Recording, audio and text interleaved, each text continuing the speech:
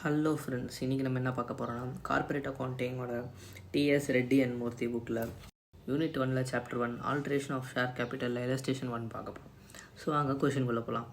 Ratan limited having a share capital of rupees 3 lakh dividend into 3000 shares of rupees 100 each resolves to subdivide the shares into 30,000 shares of rupees 10 each.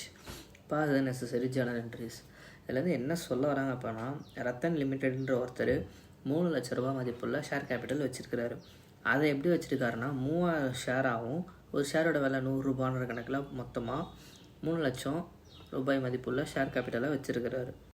இதை இப்போ அவர் எப்படி மாற்றணும்னா சொல்ல வர்றாருன்னா, 30,000 ஷேராகவும் ஒரு ஷேரோட விலை 10 ரூபான்ற கணக்கில் மாற்ற போகிறார். ஸோ இதுக்கான ஜேர்னல் என்ட்ரியை போட சொல்லியிருக்கிறேன். Let's get into the sum. First of all பேசிக்காக பார்த்தீங்கன்னா, நம்ம போட போகிற ஜேர்னல் என்ட்ரியில் எடுத்தோடனே நம்ம என்ன எழுதணும்னா, இந்த books of Ratan limited journal entries heading எழுதிட்டு அண்ட் தென் சம்குள்ளே போனால் ஃபார்மேட் இவ்வளோதாங்க. ஃபர்ஸ்ட் எடுத்தோடனே share capital account debtor to share capital account எவ்வளோதாங்க ஜேர்னலு.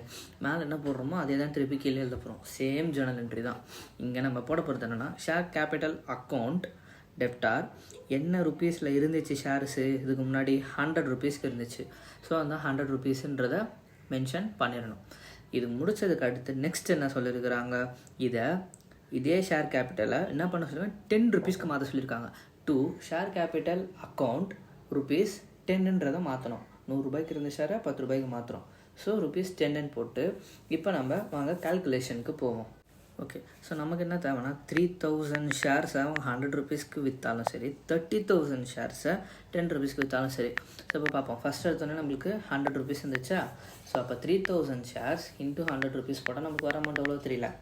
ஸோ அதே 30,000 ஷேர்ஸை அப்போ 10 ருப்பீஸ்க்கு விற்றுருக்காங்க. ஸோ அப்படி போட்டாலும் நம்மளுக்கு வர ஆன்சர் 3 lakhs தான்.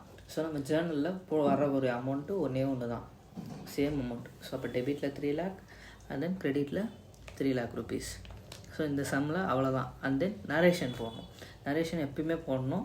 ஸோ ஃபஸ்ட் எடுத்தோன்னே பீயிங் அமௌண்ட்டை நம்ம என்ன பண்ணியிருக்கிறோம், கேபிட்டல்லேருந்து கேபிட்டலுக்கு தான் மாற்றிருக்கோம். என்ன அமௌண்ட்டை மாற்றிருக்கோம், அதாவது 100 ருப்பீஸ்க்கு விற்ற ஷேரை 10 ருப்பீஸ்க்காக மாற்றிருக்கோம். ஸோ அப்போ இதுக்கு பேர் சப் டிவிஷன் அப்படின்வாங்க. கொஷினில் பண்ண சொல்லியிருக்கிறாங்க. ஸோ இதுதான் subdivision of shares. So that's it. Thank you. மறக்காமல் டவுட்ஸ் இருந்தால் கமெண்ட் செக்ஷனில் சொல்லுங்கள்.